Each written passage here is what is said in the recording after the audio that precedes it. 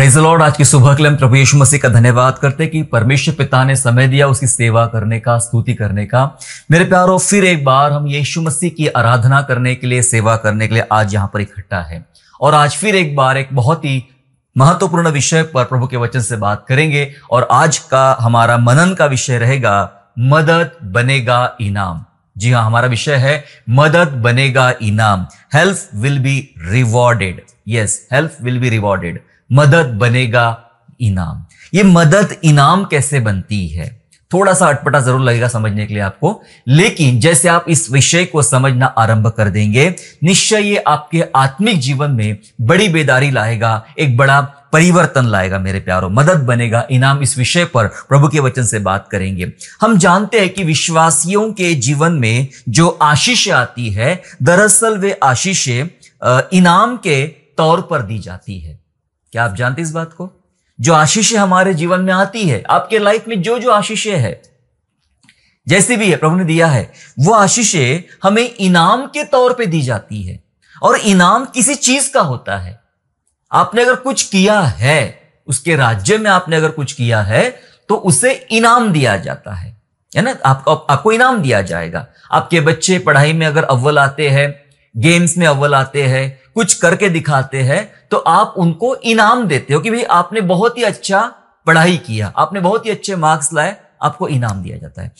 जो सामने वाला व्यक्ति पहले कुछ करता है, पहले कुछ किया गया है, और उसके उपरांत जो उसको दिया जा रहा है वो एक इनाम के तौर पे। हमारी जो आशीष है हमारे जीवन में, भौतिक आशीषें हो, आत्मिक आशीषें हो या अन्य प्रकार की आशीषें हो, मेरे प्यारों, ये तमाम आशीषें यूं ही नहीं मिली है, यूं ही नहीं मिलती है। कहने का अर्थ यूं ही नहीं मिलती। हाँ, ये प्रभु की बहुत दया है कि वो बहुत कुछ दे देता है। धर्मियों को भी देता है, अधर्मियों को भी देता है, इस संसार में पूरी दुनिया को देता है। लेकिन मैं विशेष रूप से विश्वासियों की बात कर रहा हूं। और जब विश्वासियों के जीवन में आशीष आती है तो यूं ही नहीं है, वो एक इनाम है। इनाम समझ के आशीष को स्वीकार कीजिए। इनाम समझ के आशीष को समझिए कि मेरे जीवन में प्रभु ने आशीष दिया है, ये एक इनाम है। और वो इनाम कुछ करना होता है, उसके बाद ही इनाम दिया जाता है, कुछ किया जाता है मेरे प्यारों। और ये जो मसीही इनाम होता है, मसीही इनाम मसीही कामों पर केंद्रित है। मसीह के द्वारा जो कुछ इनाम में दिया जाता है वह मसीह के कामों पर केंद्रित है। आपने मसीह में कौन से काम किए हैं, आपने मसीह के लिए कौन से काम किए हैं, उन कामों पर केंद्रित होता है मसीह के द्वारा दिया गया इनाम। बाइबल में हम उदाहरण पढ़ते हैं, तोड़ों का उदाहरण। तोड़े, एक स्वामी ने अपने दासों को अलग अलग तोड़े बांट दिए, किसी को 4, किसी को 1, किसी को 2, ऐसे तोड़े बांट दिए। तो तोड़ों का जिन्होंने इस्तेमाल किया, तोड़ों का जिन्होंने उपयोग किया, मालिक ने आकर उन इनाम, जो तोड़ों का उन्होंने इस्तेमाल किया था, उसके बदले में उन्हें इनाम दिया, उन्हें प्रतिफल दिया, उन्हें पुरस्कृत किया। मसीह के राज्य में मसीह इनाम पाने के लिए मसीही कामों पर आपको ध्यान देना पड़ेगा। मसीह कामों पर केंद्रित है मसीही इनाम। आप क्या कर रहे हो प्रभु के राज्य के लिए, प्रभु के राज्य में आप क्या बो रहे हो, किस प्रकार काम कर रहे हो, इस पर डिपेंड करता है आपकी तमाम आशीषें और आपके इनाम। हमारी आवश्यकता के समय कई बार आपको ऐसा लगता होगा कि आज हमारी जरूरत है। मैं बहुत लोगों को गवाहियां देते हुए सुनता हूं, चर्च में ऐसा हमारे चर्च में होता है, गवाहियां होती है कि मैं यहां से गुजर रहा था, मैं बीमार पड़ गया था, और फिर मैं ऐसी तकलीफ आ गई मेरे जीवन में, और मैंने कुछ सोचा ही नहीं कहां से क्या होने वाला है। फिर अचानक कहीं से कुछ हुआ मेरे साथ, अचानक कहीं से मदद मुझे मिली, अचानक एक भाई दौड़ते हुए आया और मुझे उठा लिया, अचानक वो डॉक्टर मुझे मिला और उसने मेरा बढ़िया इलाज किया। ऐसे बहुत सारी बातें अचानक अचानक हम कहते हैं। मैं एक बात बता दूं, मसीह जीवन में कुछ भी अचानक नहीं होता है। हालेलुया। सब प्री प्लान होता है। परमेश्वर के पास उसका सारा ब्यौरा होता है और तरीकों से परमेश्वर काम करता है, कुछ भी अचानक नहीं होता है। जी हां, ये जो बात सीख रहे हैं ये बहुत खास है। मदद बनेगा इनाम। हमारी आवश्यकता के समय हमें मिलने वाला जो फल होता है, जो भी आपकी जब भी आवश्यकता होती है उसमें जो मिलने वाला फल होता है, वह किसी मदद का परिणाम है। समझे आप? वो किसी मदद का परिणाम है। आपने कहीं कुछ मदद किया, कहीं कुछ काम किया, कहीं कुछ बोया, कहीं कुछ काम किया प्रभु के राज्य में, वो कई दिनों के बाद, कई हफ्तों के बाद, कई महीनों के बाद उसके परिणाम स्वरूप आपको वो मदद पहुंचाई गई। समझ ली, इसलिए अचानक कुछ भी नहीं हुआ। परमेश्वर आपके पुराने कामों को याद करता है।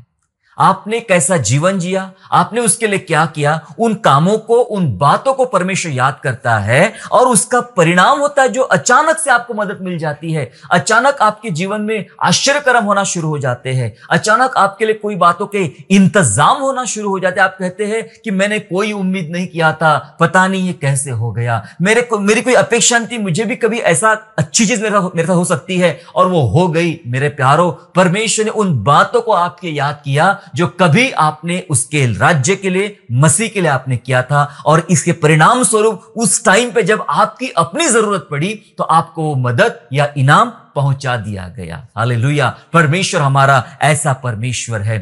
बाइबल में मोर्दके के विषय में आप जानते हैं, मोर्दके और एस्तर की कहानी जो घटना है बाइबल में, उस बात को हम जानते हैं।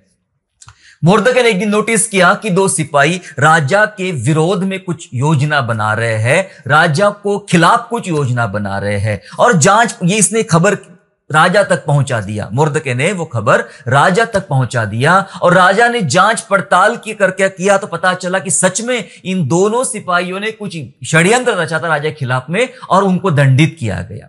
राजा का प्राण बच गया। मोर्दके की एक बात की वजह से, एक सलाह की वजह से, एक मदद की वजह से राजा का प्राण बच गया। तुरंत मोर्दके को कुछ नहीं मिला। बाइबल सिखाते हैं एक दिन राजा को नींद नहीं आई और उसने इतिहास की पुस्तक बुलाई और इतिहास की पुस्तक के पन्ने पलटाना शुरू कर दिया कि किसने मेरे लिए कौन से मदद किया, काम किया। उसमें एक नाम मोर्दके का भी था। मोर्दके ने ऐसी मदद किया कि राजा का प्राण बचाया। सो राजा ने सिपाही से पूछा कि भाई ये मोर्दके को कुछ इनाम विनाम मिला क्या? नहीं। बोले सर कुछ भी इनाम नोटिस नहीं, यहां पे कुछ इनाम नहीं दिया गया। तो मोर्दके को एक बड़ा इनाम दिया गया, एक बड़ा इनाम, एक मंत्री पद उसको दिया गया, एक बड़ा साम्राज्य उसको दिया गया, एक अधिकार उसको दिया गया। हालांकि इसके लिए बहुत टाइम लगा, लेकिन जो मदद मोर्दके ने किया था राजा के लिए, उस मदद के परिणाम स्वरूप एक इनाम उसको मिलता है, एक मंत्री पद उसको मिलता है। और अपने मंत्री पद लेकर 127 प्रांत के यहूदियों के बचाव के, उनके छुटकारे के लिए, उनके पुनरुत्थान के लिए या उनके पुनरुद्धान के लिए वह एक इंतजाम का नमूना बनता है, कारण बनता है मोर्दके। जी हां, मोर्दके। सो राजा ने याद किया। जब आपके लाइफ में कुछ हो रहा है तो वो पहले कुछ हुआ था, पहले कुछ आपने किया था, उन बातों को याद किया जाता है। देखो वचन क्या कैसा कहता है। मरकुस की सुसमाचार पढ़ेंगे हम लोग। मरकुस का सुसमाचार 9वां अध्याय और उसका 41 पद, gospel of Mark chapter 9 and verse 41 ऐसा कहता है, जो कोई एक कटोरा पानी तुम्हें इसलिए पिलाए कि तुम मसीह के हो, तो मैं तुमसे सच कहता हूं कि वह अपना प्रतिफल किसी रीति से ना खोएगा।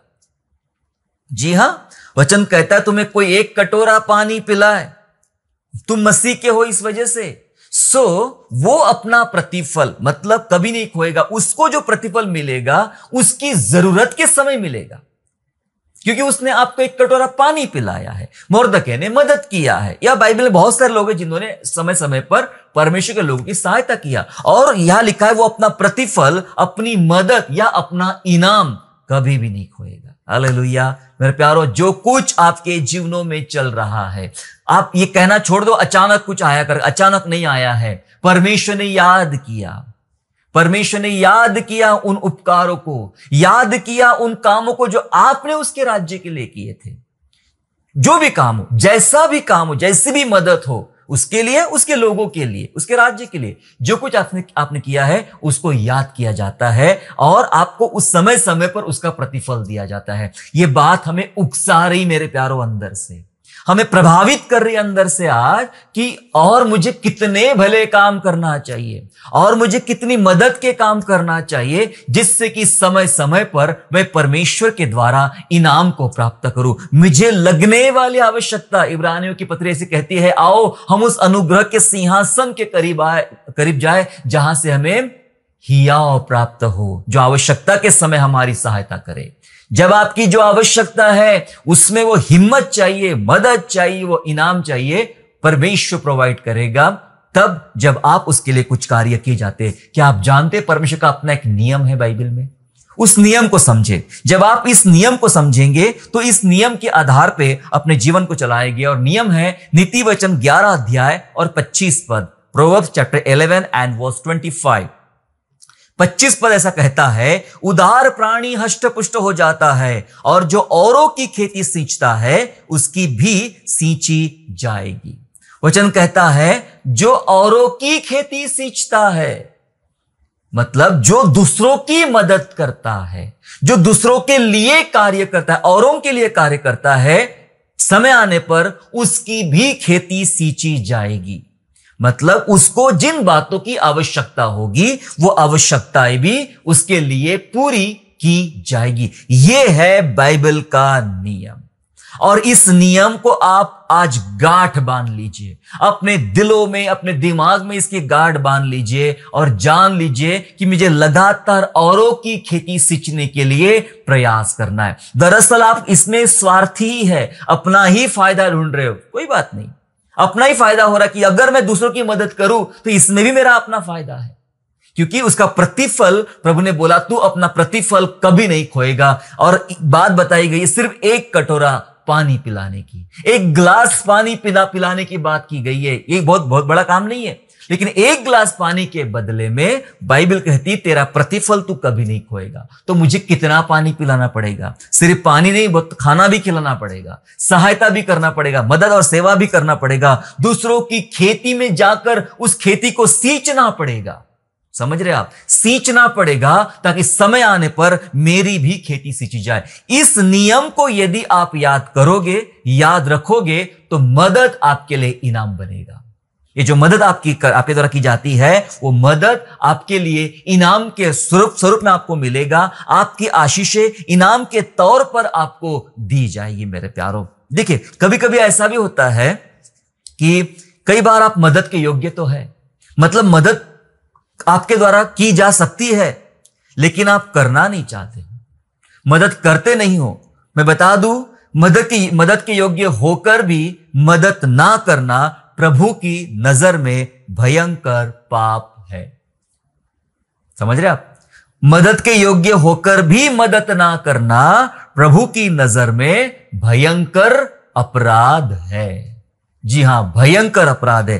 कैसे भयंकर अपराध है, इसको जानने के लिए आपको एक घटना की तरफ मैं ले जाना चाहता हूं। और घटना न्यायों की पुस्तक में आपको मिलेगी, जजेस की पुस्तक, न्यायों की पुस्तक में आपको यह घटना मिलेगी। यह घटना उस दौरान की है जब परमेश्वर ने गिदोन को चुना कि मिद्यानियों पर चढ़ाई करने के लिए, लड़ने के लिए, क्योंकि ये लोग दब रहे थे और प्रभु इनको बचाना चाह रहा था। और 32,000 लोगों में से परमेश्वर ने मात्र 300 लोगों को चुना, गिदोन के साथ वे मिलकर लड़ाई करे। और वे बहुत समय से दुश्मनों को खदेड़ रहे थे, भगा रहे थे। उस दौरान कुछ हुआ है। आइए उस घटना को थोड़ा पढ़ना और समझना हमारे जरूरी है। न्यायों की पुस्तक निकाल लेंगे हम लोग और निकालेंगे उसका अध्याय 8 और वचन 4 से 9 पढ़ेंगे।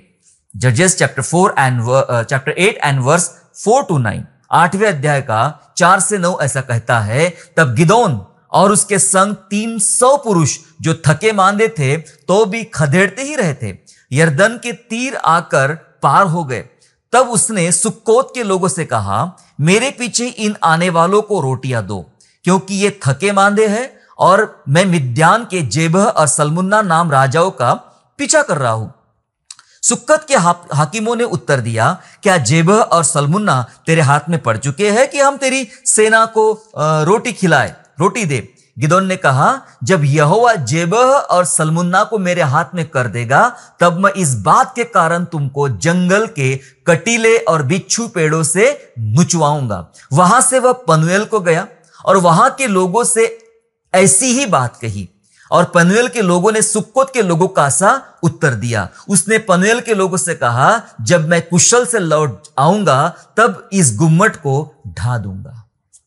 समझ रहे क्या हो रहा है यहां पर सुक्कोत और पनूएल के इजरायली लोग हैं।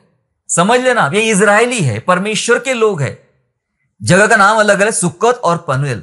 और 300 लोगों के साथ गिदोन चल रहा है गिदोन चल रहा है, वो थक गए, उनको भूख लगी है, कुछ खाने पानी की व्यवस्था वो अपने लोगों को जहां से वो गुजर रहा है वहां से मांग रहा है कि भाई आप मदद करो, खाना वाना खिलाओ इन लोगों को, ये थक गए, मैं जा रहा हूं आगे राजाओं का पीछा करने के लिए। तो उन्होंने उल्टा जवाब दिया कि भाई ये जो दो राजा की बात हो रही है ये तेरे हाथ में पड़ गए क्या, तो हम तुझे खाना खिलाए।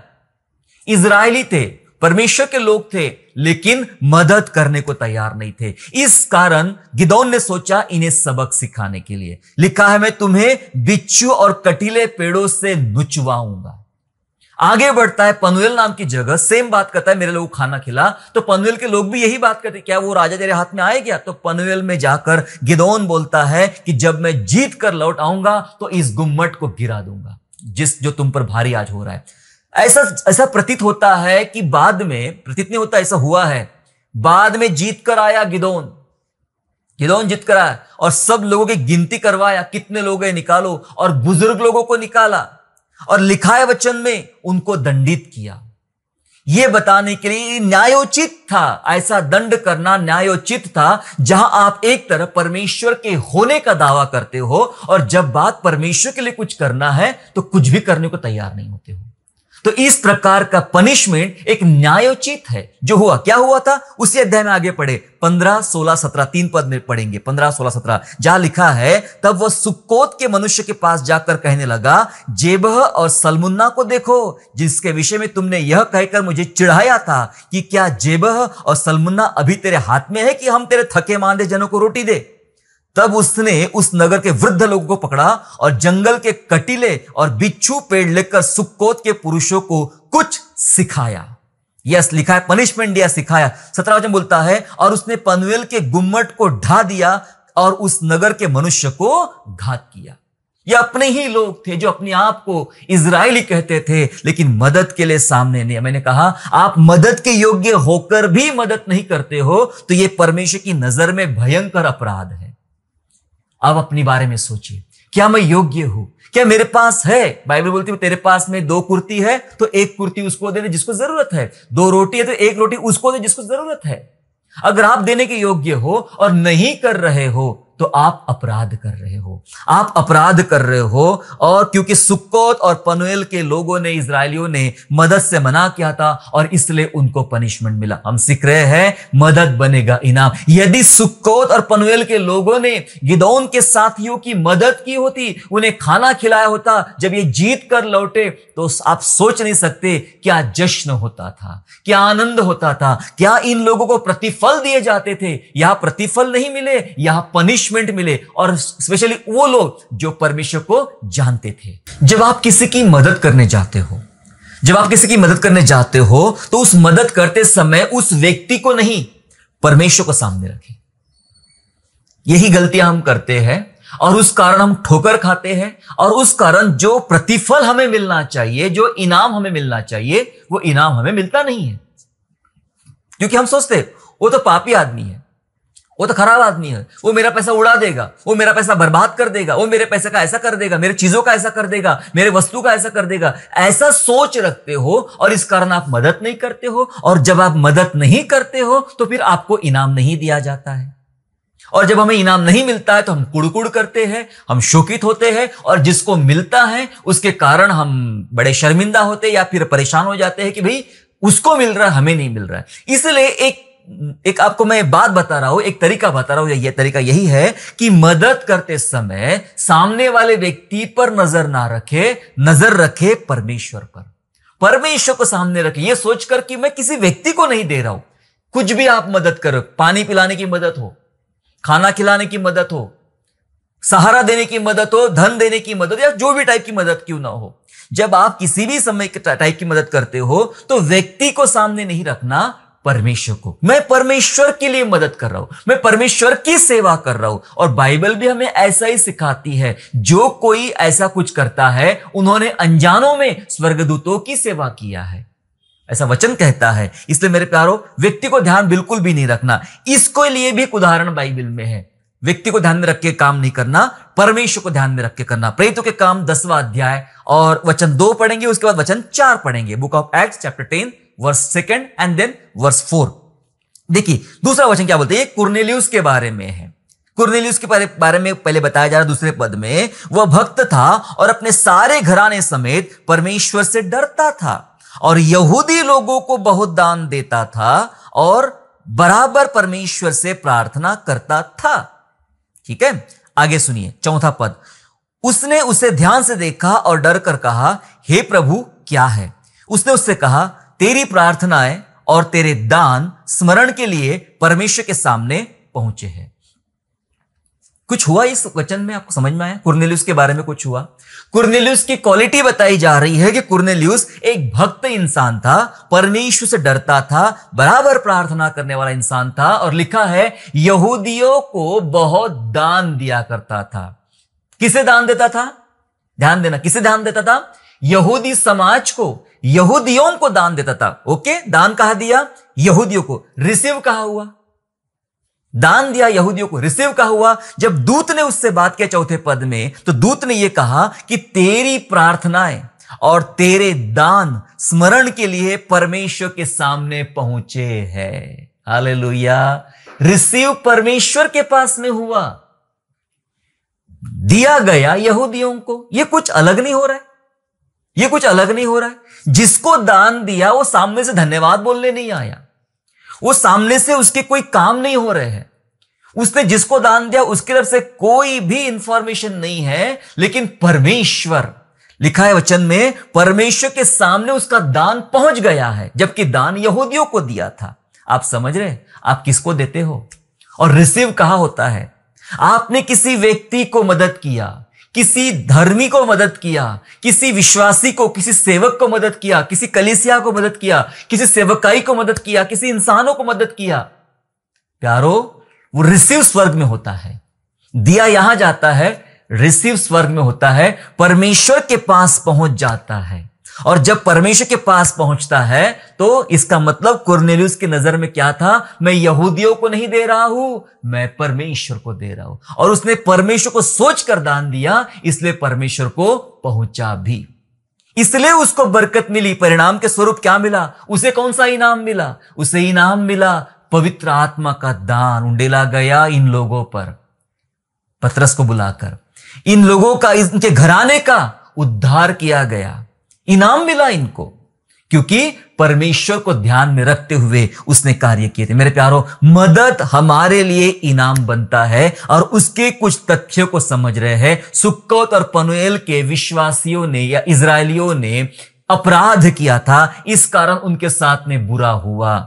इस कारण उनके साथ बुरा हुआ क्योंकि वे मदद कर सकते थे, वो भी अपने लोगों को, लेकिन उन्होंने मदद नहीं किया, पनिशमेंट दिया गया। लेकिन कुरनेलियुस जो यहूदी भी नहीं था, उसने मदद किया, उसने दान दिया उन यहूदियों को, और वे दान सीधा परमेश्वर के पास पहुंचाए दिए गए। अरे प्यारो, आप जो करते हो वो परमेश्वर के लिए करते हो, परमेश्वर के पास पहुंचने दो, और जब परमेश्वर के पास पहुंचेंगे वहीं से आपके लिए इनाम निकाला जाएगा, वहीं से आपके लिए इनाम भेजा जाएगा। और वो इनाम बहुत अद्भुत होता है। जो आप बातें करते हो कि मुझे मदद नहीं मिल रही है, मेरी प्रार्थना के उत्तर नहीं मिल रहे, मेरे घर में चंगाइयां नहीं आ रही है, मेरे घर में कोई परिवर्तन नहीं आ रहा, कोई चमत्कार नहीं हो रहा है, कोई मिरेकल नहीं हो रहा मेरे घर में, कैसे होगा? कैसे होगा? क्योंकि आपके द्वारा जो मदद के कार्य करना चाहिए, जो सेवा के कार्य करना चाहिए, वो हो नहीं पा रहे हैं, वो किए नहीं जा रहे हैं। इस कारण जो इनाम, जो प्रतिफल, जो रिवॉर्ड आपको मिलना चाहिए, वो आप तक नहीं पहुंचाया जाए। मेरे प्यारो, आओ तैयारी करें एक कटोरा पानी पिलाने की, उसका भी प्रतिफल बाइबल में, उससे बड़ा करोगे तो बहुत कुछ मिलेगा, लेकिन एक कटोरा पानी पिलाने के लिए भी तैयार हो जाए। फिर ये ना देखे वो गरीब है, वो अविश्वासी है, वो धर्मी नहीं है, वो ये चर्च का मेंबर है, वो हमारे चर्च का मेंबर है, ये मत देखे। ये देखे क्या वहां परमेश्वर है, क्या मैं परमेश्वर के लिए कर रहा हूं? यदि आप परमेश्वर के लिए कर रहे हो तो आपका प्रतिफल भी परमेश्वर के यहां से ही आपके लिए आएगा। प्यारो, मदद का प्रकार महत्वपूर्ण नहीं है, आप कैसी मदद कर रहे हो, पैसे से, चीजों से, वस्तु से नहीं। मदद का प्रकार महत्वपूर्ण नहीं है मेरे प्यारो, लेकिन मदद जरूरी है, मदद जरूरी है। और मदद हमारे लिए आशीषों के द्वार खोल देती है, मदद हमारे लिए आशीषों के द्वार खोल देती है। इसलिए मदद का प्रकार महत्वपूर्ण नहीं है। आप बोलेंगे मुझे बस वैसी वाली ही मदद करना चाहिए या यही टाइप की मदद करना चाहिए, नहीं नहीं नहीं, प्रकार महत्वपूर्ण नहीं, मदद करना ही करना है। और जब आप ये करोगे तो आप नए दरवाजे खुलते हुए देखोगे, आपके लिए नए आशीषों के स्रोत आपके लिए खुलते हुए आप देखोगे। और इस बात को भी समझने के लिए बाइबल में एक उदाहरण है, और यह उदाहरण तो बहुत ही गजब का है। यह दरअसल उदाहरण यहोशू की पुस्तक में राहाब वेश्या के बारे में है। आप जानते हो, राहाब यहूदी नहीं थी, राहाब परमेश्वर को नहीं जानती थी, राहाब यरीहो की रहवासी थी और वो देश नाश होने पर था। उस देश की रहवासी थी राहाब वेश्या। लेकिन आप जानते इसने क्या किया? जब 2 सिपाही यहोशू द्वारा भेजे गए थे, उनको अपने घर में छिपा के रखा, भेद लेने के लिए गए थे, छिपा के रखा। और राहाब ने कहा, मैं तुम्हें छिपा के रखती हूं, मैं जानती हूं कि जैसे प्रभु ने मिस्र से आप लोगों को निकाल लिया है, आपका प्रभु यरीहो पर भी आपको विजय देने वाला है। मेरी एक रिक्वेस्ट है, जब आप इस नगर को जीत लोगे तो मुझे, मेरे परिवार की सुरक्षा करना, मुझे आप बचाना। उन्होंने वादा किया, हम तुझे बचा लेंगे, और उसने उसको छुपाए रखा। और बार बार उसका वर्णन है यहोशू की पुस्तक में, जब यरीहो गिराने की बारी आई, सबसे पहले राहाब को बचा लिया गया। क्या आप जानते हैं अकेली राहाब बच गई? थोड़ा पढ़े बाइबल में, यहोशू की पुस्तक निकाले 6वां अध्याय और वचन 25, जोशुआ चैप्टर 6 एंड वर्स 25 लिखा है, और यहोशू ने राहाब वेश्या और उसके पिता के घराने को वरन उसके सब लोगों को जीवित छोड़ दिया, और आज तक उसका वंश इजरायलियों के बीच में रहता है, क्योंकि जो दूत यहोशू ने यरीहो भेद लेने के लिए भेजे थे, उनको उसने छिपा रखा था। अकेली राहाब बची? नहीं, राहाब ने तो पूरे घराने को, पिता के घराना लिखा है, उसका पूरे पिता का घराना और उसके पूरे रिश्तेदार लोग जो थे, उन सबको पहले एक एक करके बाहर निकाल दिया गया, उनको बचा लिया गया, उनको बचा लिया गया। एक मदद का काम बोई थी राहाब ने। क्या मदद की थी? प्रभु के राज्य में उसने यहोशू के 2 सिपाहियों की मदद की थी, उन्हें अपने घर में छिपा के रखा था। एक ऐसी स्त्री जो परमेश्वर को नहीं जानती थी, फिर भी उसने मदद का हाथ बढ़ाया और उसका प्रतिफल उसको मिला, उसका पूरा घराना बचा लिया गया। कुछ याद आया? अभी अभी गिदोन के बारे में बात किया हमने, अभी अभी सुक्कोत और पनूएल के लोगों के बारे में बात की। ये इजरायली थे, ये बराबर जानते थे परमेश्वर को, और इन्होंने अपने इजरायली भाइयों की मदद नहीं किया, सब कुछ जानकर भी मदद नहीं किया, इसलिए उन्हें दंड मिला। राहाब तो जानती भी नहीं थी अच्छे से, राहाब तो यहूदी भी नहीं थी, फिर भी उसने मदद किया और बदले में एक बड़ा प्रतिफल अपने परिवार का बचाव राहाब ने देखा। Hallelujah, hallelujah. मेरे प्यारो, मैं आपको जो बात बता रहा हूं यही है, मदद आपके लिए इनाम बनेगा। सिर्फ ढूंढना शुरू करें कि मदद मैं कैसे करूं, कहां से करूं, कैसे कर सकता हूं, ढूंढना शुरू करें, परमेश्वर आपकी सहायता करेगा। बहुत सारे लोग मुझसे संपर्क करते हैं कि पास्टर साहब हमारी मदद करो, हमारी सेवकाई के लिए डोनेशन दो, मदद करो, हमारे पास्टर को मदद करो। मैं कई बार सोचता हूं लोग मुझे, मेरे बारे में क्या कल्पना रखते कि मैं बहुत बड़ा, हमारा कोई बहुत बड़ा ऑर्गेनाइजेशन है, या बहुत बड़ा जॉब मेरे पास कोई है, मेरे पास कोई बहुत बड़ा बिजनेस है, जो लोग सामने से मुझे सपोर्ट मांगते हैं। मैं बता दूं इस संदेश के माध्यम से कि मेरे पास कोई जॉब नहीं है, मेरे पास कोई बिजनेस नहीं है, और ना कोई बहुत बड़ा ऑर्गेनाइजेशन सेटअप है। मैं, मेरा परिवार, मेरी सेवा, हम लोग विश्वास से जीते हैं, विश्वास से जीते हैं और प्रभु के सामने अपनी सब बातों को रखते हैं। हमारे पास कुछ होता नहीं है। चलो, पास्टर्स और सेवक भी मदद मांगते हैं, साथ ही साथ कोई आम जनता भी मदद मांगते हैं कि भाई दवाई के लिए पैसा भेज देंगे, फलाना बीमार है, प्रार्थना करो, और मेडिसिन के लिए पैसा भेज दो, ये कर दो, वो कर दो। बहुत सारे रिक्वेस्ट आते रहते मेरे पास में। कई बार सोचता हूं क्या किया जाए इनके लिए। कई बार क्षमता होती है तो थोड़ी सी मदद की जाती है मेरे द्वारा, और क्षमता नहीं होती तो मैं कुछ नहीं कह सकता, क्योंकि मैं एक ऐसा व्यक्ति नहीं कि मेरे पास बहुत सारी चीजें हैं। लेकिन हो सकता है आप मेरे जैसे इतने कंगाल नहीं हो, आप ज्यादा अच्छे हो, आप ज्यादा अच्छी मदद कर सकते हो, आप ज्यादा अच्छे काम कर सकते हो। करना चाहिए, आप कर सकते हो तो करना चाहिए। मैं लोगों को एक्सप्लेन नहीं करता कि भाई मेरे पास ये ऐसा है, वैसा है, वैसा है। वो मुझसे 10 मांगते हैं, मैं एक की सोचता हूं, मैं एक ही कर दूं, एक ही मदद कर दूं। कई बार वो भी एक नहीं कर सकता हूं। लेकिन मेरे प्यारो, बाइबल एक बात बताती है हमें, जब आप मदद करते हो, जब आप अपना मुट्ठी खोलते हो, हृदय खोलते हो, तो कई सारे दरवाजे आपके लिए मदद के खुलते हैं। और राहाब के लिए दरवाजा खुला कि उसका पूरा का पूरा घराना बचा लिया गया। बचा लिया गया है। मेरे प्यारो, आप बचा लिए जाएंगे नहीं, आपके लिए बहुत समय समय पर जिन जिन बातों की आपको आवश्यकता पड़ेगी, आपके लिए, आपके बच्चों के लिए, आपके फैमिली के लिए, आपकी सेवकाई के लिए परमेश्वर वैसी वैसी सहायता आप तक इनाम के तौर पे पहुंचाएगा। जी हां, इनाम के तौर पे आप तक पहुंचाएगा। शर्त यह है, पहले जान लिया जाए आपने कितनों को एक कटोरा पानी पिलाया है। उसके आधार पे आपके लिए आशीषें और मदद की जाएंगी। प्यारो, परमेश्वर के लोग और परमेश्वर की सेवकाइयों के लिए सहायता के लिए आ गया है। आप कैसी सहायता कर सकते हो, मैं पहले ही बता दिया।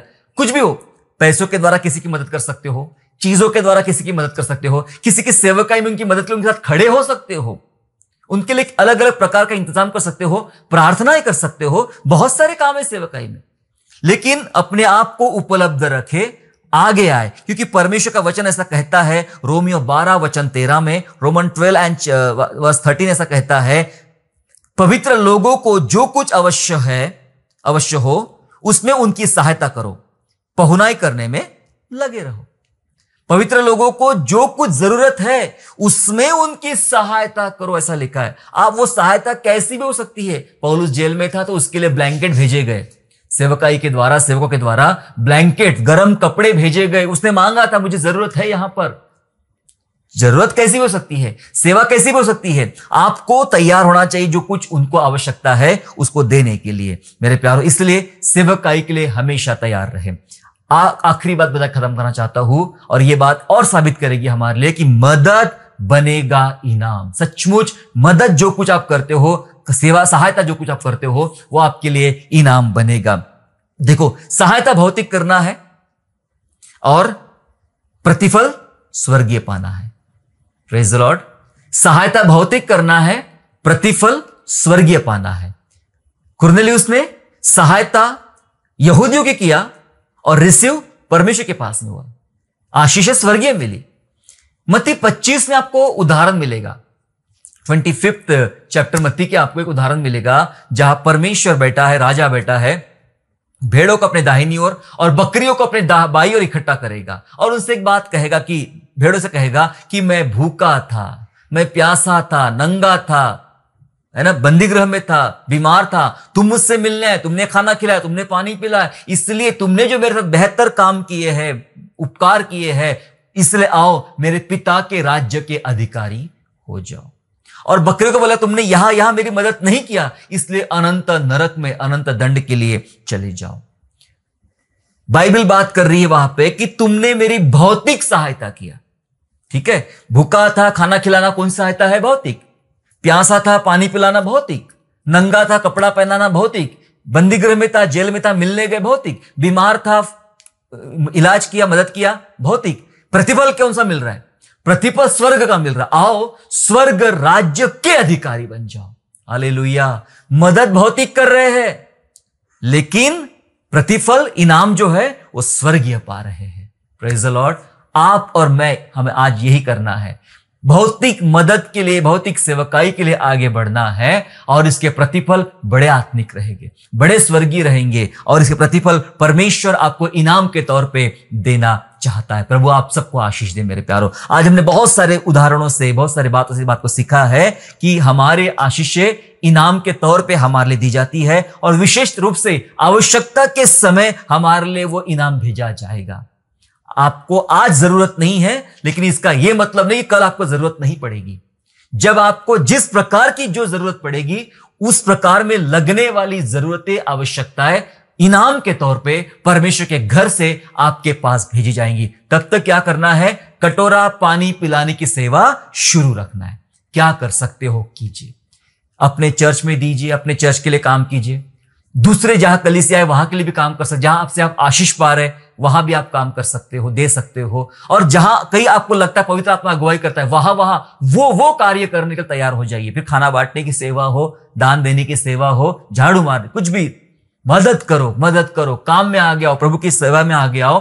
प्रतिफल इनाम के तौर पे परमेश्वर आपको देने जा रहा है। आइए हम लोग दुआ करेंगे। स्वर्गीय पिता, प्रभु हम धन्यवाद करते प्रभु आपको कि आपने हमें सिखाया कि प्रभु यदि हम मदद करेंगे तो इसके इनाम और प्रतिफल हम अवश्य पाएंगे पिता परमेश्वर। हमें उन इजराइल के समान मत बना पिता, ना होने दे पिता सुक्कोत और पनूएल के समान। प्रभु उन लोगों ने गिदोन की सहायता नहीं किया, गिदोन के साथियों की सहायता नहीं किया, इस कारण वे मारे गए और उन्हें पनिशमेंट दिया गया। लेकिन पिता हम उस राहब के समान बने, भले थोड़ा बहुत जानते हो लेकिन मदद के लिए आगे आए, सचमुच उसका उद्धार हुआ और घराना बचा लिया गया। पिता आज हमारे लिए ऐसे द्वार खोल प्रभु, ताकि हम बचा लिए जाए पिता, और हम हमारे आवश्यकता के समय जो जो हमारी आवश्यकता रहेगी वो प्रतिफल इनाम के तौर पे प्रभु जी प्रभु के घर से हमारे लिए भेजे जाए। प्रभु ऐसा अनुग्रह मांगते, हमें आशीष दे, हमें तैयार रखे यीशु राजा कि रात और दिन हम कटोरा लेकर पानी पिलाने की सेवकाई में हम तैयार रहे और आपकी महिमा कर सके। धन्यवाद करते मेरे तमाम प्यारे भाई और बहनों को आप ब्लेस कीजिए यीशु राजा,